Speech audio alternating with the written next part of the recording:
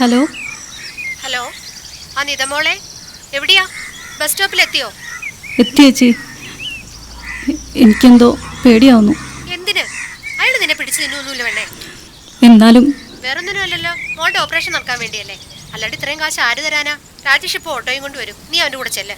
ഞാൻ വെക്കുവാണേ. ഹലോ ചേച്ചി.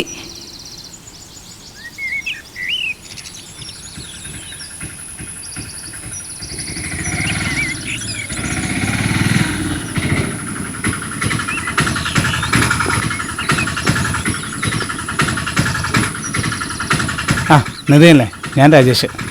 പേടിക്കണ്ട, കയറിക്കോ. വഞ്ചേച്ചി എല്ലാം പറഞ്ഞിട്ടുണ്ട്. ആദ്യമായിട്ടായതുകൊണ്ടാണ്, അവരെയും കൊണ്ട് ഒരുപാട് കറങ്ങിയ വണ്ടിയാണ്.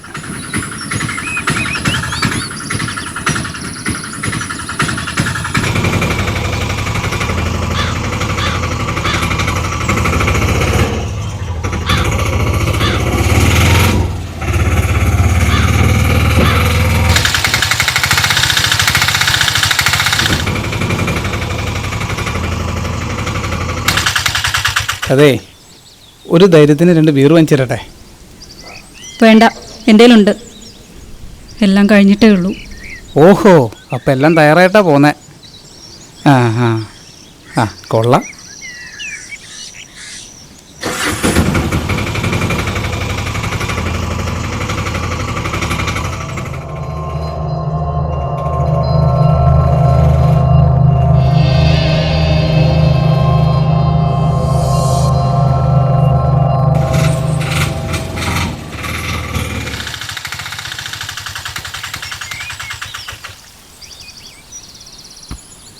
ഇതാ വീട്. അതെ, കയ്യിലിരിക്കുന്ന അടിച്ചിട്ട് പോകൂ. എത്രയാണ് നിൻ്റെ കാശ്? ഒന്നും വേണ്ട, എനിക്കറിയാം. വനജേച്ചി എല്ലാം എൻ്റെ അടുത്ത് പറഞ്ഞിട്ടുണ്ട്.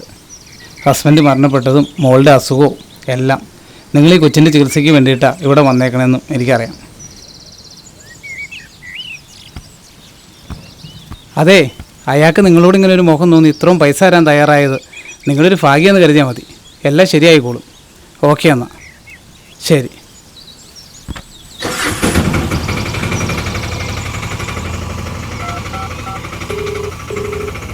ഹലോ അഞ്ചേച്ചി, ഞാനിവിടെ എത്തി.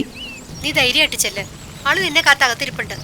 പിന്നെ ഞാൻ പറഞ്ഞ കാര്യം ഓർമ്മയുണ്ടല്ലോ, അയാൾ പറയുന്ന പോലെ അങ്ങ് അനുസരിച്ചോണം.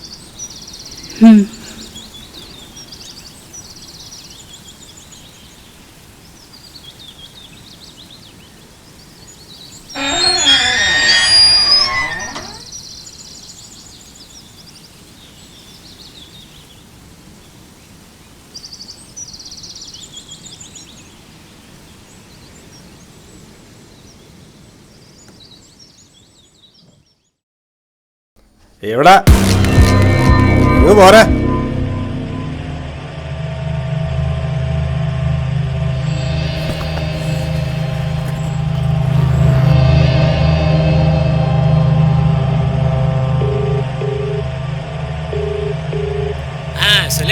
പളനി, ഇവിടെ എല്ലാം ഓക്കെയാണ്. കാര്യങ്ങൾ സെറ്റ് ചെയ്തു. ആ പിന്നെ ഇനി നിങ്ങൾ വരുകയും വേണ്ട, ഇങ്ങോട്ടോട്ട് വിളിക്കുകയും വേണ്ട.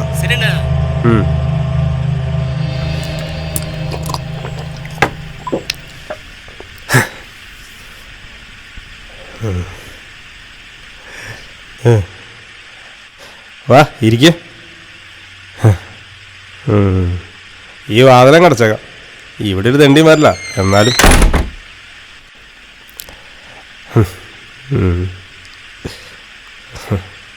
വാ ഇരിക്കേ. ഞാൻ ആദ്യമായിട്ട് അങ്ങനെയൊക്കെ. ഞാൻ ഒത്തിരി അങ്ങ് ഇഷ്ടപ്പെട്ടു പോയിട്ടല്ലേ. കുറച്ച് നേരം ഒന്ന് സ്നേഹിക്കണം, അത് മതി. പൈസയൊക്കെ തരാം, ആദ്യം നടത്തു വാ.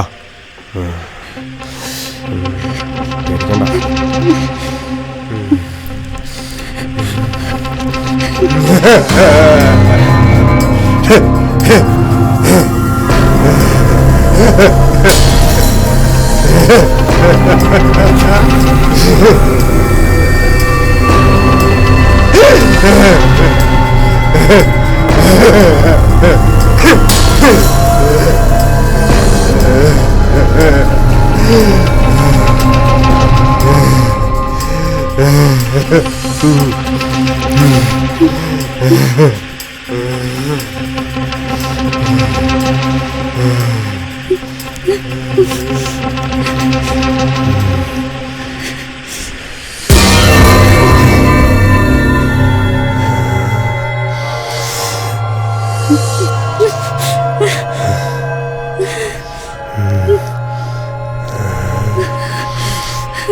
നീ ഹോസ്പിറ്റലിലേക്ക് ഒന്ന് വിളിച്ചു നോക്ക.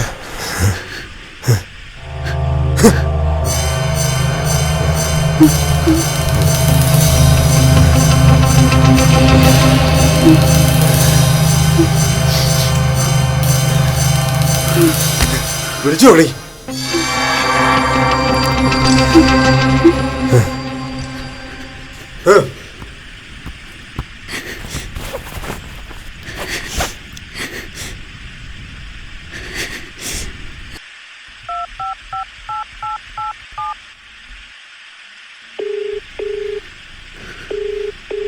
ഹലോ, RCM ഹോസ്പിറ്റലല്ലേ? Yes, RCM hospital.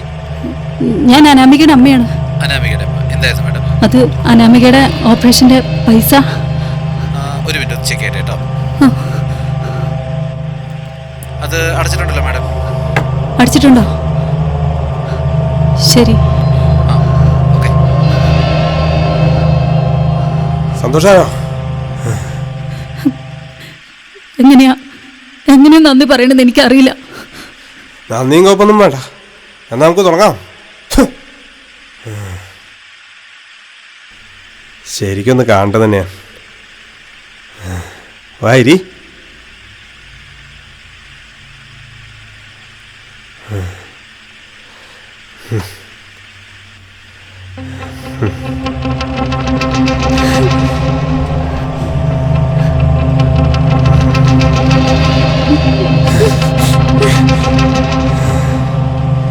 ഈ മുഖം എവിടെയെങ്കിലും കണ്ടായ ഓർമ്മയുണ്ടോ? ഇല്ല. 14 വർഷം മുമ്പ് +2 ക്ലാസ്സിലെ ഷിജുവിനെ ഓർമ്മയുണ്ടോ? ഷിജു? എനിക്ക് മനസ്സിലായില്ല. മനസ്സിലാവില്ല. ആളാകെ മാറിപ്പോയി. മാറണല്ലോ. അതുകൊണ്ടാണോ നീ ഇത്രയും പണം എനിക്ക് തന്നത്? അതിനൊരു കഥയുണ്ട് മോളെ, ഒരു നാണക്കേടിൻ്റെ കഥ. +2 ഫൈനൽ പരീക്ഷയുടെ അന്ന് ഞാൻ നിന്നെ ഇഷ്ടമാണെന്ന് പറഞ്ഞ ഓർമ്മയുണ്ടോ? അന്ന് നീയും നിൻ്റെ കൂട്ടുകാരോട് എന്നാടി പറഞ്ഞേ? കറുത്തവൻ, പഠിക്കാത്തവൻ, പിന്നെ ജാതി താന്നവൻ. നീ എന്തത് ഇപ്പോഴും ഓർത്തിരിക്കുകയാണോ? ഓർമ്മ. അന്ന് ഞാൻ അനുഭവിച്ച വേദനയുണ്ടോടി, നാണക്കേട്. അത് നിനക്കൊന്നും പറഞ്ഞാൽ മനസ്സിലാവില്ല. അതാടി ചൂല നീ ഇന്ന് എൻ്റെ മുമ്പിലിരിക്കണേ. മനസ്സിലാവില്ല. മനസ്സിലാക്കി തരാൻ നിനക്ക്. 14 വർഷമായിട്ടുള്ള പ്രതികാരത്തിന്റെ കഥയാ നീ. പൈസ ഉണ്ടാക്കാൻ ഞാൻ എവിടെയൊക്കെയാ അലഞ്ഞു, എന്തൊക്കെയോ ചെയ്തു. കുറെ ജോലികൾ ചെയ്തു, പണം ഉണ്ടാക്കി. ആദ്യം നിന്റെ കെട്ടിയവനെ പാട്ടിലാക്കി, അവനെ ഒരു മുഴുക്കുടിയനാക്കി. ആരും അറിയാതെ കൊന്നു കളഞ്ഞു. എല്ലാവരുടെയും കാഴ്ചപ്പാടുള്ളത് ഒരു ആക്സിഡന്റ്. മനസ്സിലായോ? അവിടെയൊന്നും തീർന്നില്ല മോളെ, ഇനിയുണ്ട്.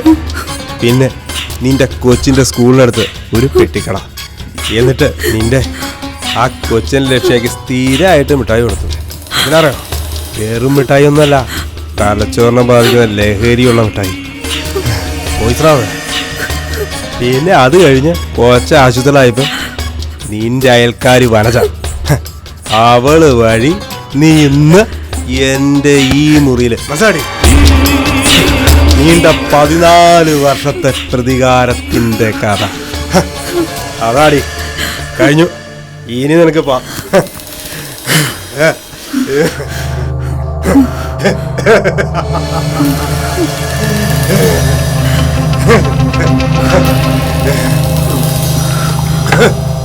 ഇന്നെന്റെ ആഘോഷത്തിന് ദിവസ.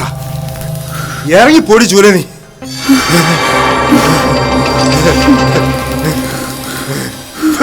ഓ പോട്ടെ.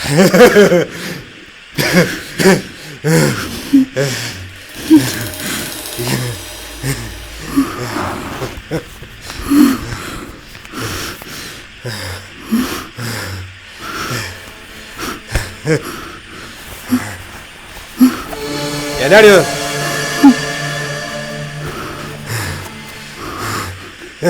ആദ്യമായിട്ട് അങ്ങനെ ഒരു കാര്യത്തിന് ഇറങ്ങുന്നത്. ഒരു ധൈര്യത്തിന് കുടിക്കാൻ വഞ്ചേച്ചി തന്നതാ. ഇനി ഇത് നീ കുടിച്ചോ.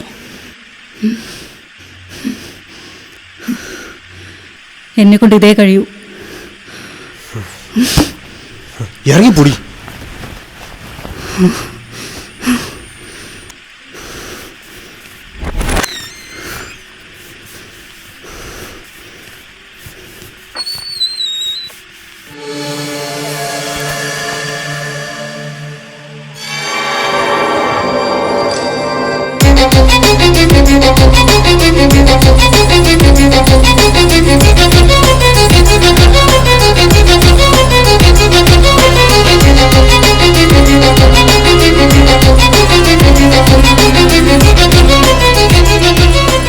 രജിഷേട്ടാ, ഞാനൊരു തെറ്റ് ചെയ്യാൻ പോവാം.